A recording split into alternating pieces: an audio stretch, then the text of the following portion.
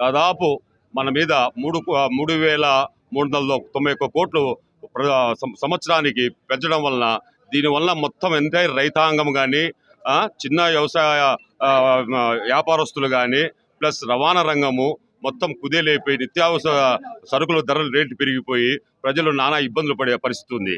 వీళ్ళు ఎలక్షన్ ముందు కర్ణాటకకు పోయి అక్కడ మనకంటే డీజిల్ ధర పెట్రోల్ ధర తక్కువని మేము దానికంటే తగ్గిస్తామని చెప్పి ఈరోజు దాదాపు డీజిల్ వచ్చేసి 101 రూపాయి, పెట్రోల్ వచ్చేసి 113 రూపాయలు ఉంది.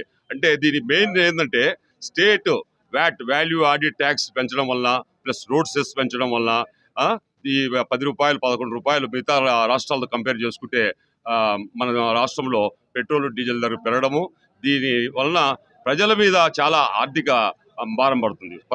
ఒక సంవత్సరానికి దాదాపు నాకు తెలిసి 3,400 కోట్లు అంటే డీజిల్ పెట్రోల్ మీద, దాని పర్యవసానంగా రైతాంగ పనుల మీద, చిన్న వ్యాపారం చేసుకున్న వాళ్ళ మీద ప్లస్ రవాణా రంగం మీద, నిత్యావసర సరుకుల మీద ఈ రుణభారం పడి మళ్ళీ ప్రజలు చాలా ఆర్థిక సంక్షోభంలో కూరుకుపోతారు.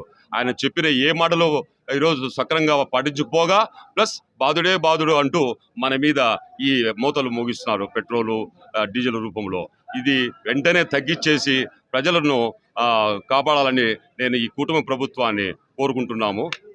మరి ఒకటి ఏమైందంటే ఈ పెట్రోలు డీజిల్ ఏదో చెప్తున్నారు కుంటి సాకులు, ఒకరోజు నో వెహికల్ డే అని, ఒకరోజు సైకిల్లో పోమని. కరోనా 2 సంవత్సరంలో జగన్ రెడ్డి ఏ రోజు కూడా చిన్న నెపం చెప్పకుండా, ఒకరి మీద చెప్పకుండా ఆయన చెప్పిన సంక్షేమ పథకాలు ప్లస్ ప్రజల ఆరోగ్యాన్ని కాపాడిన వ్యక్తి. ఈరోజు ఒక నెల యుద్ధం జరుగుతానే ఏదో పోయినట్టు మీరు తినద్దండి, లేదంటే ఖర్చులు తగ్గించుకోండి, మా ప్రయాణాలు తగ్గించుకోండి అని చెప్తున్నారంటే అది వాళ్ళ కూటమి ప్రభుత్వం చేతగానితనానికి నిదర్శనం తప్ప వేరొకటి కాదని తెలియజేస్తాను.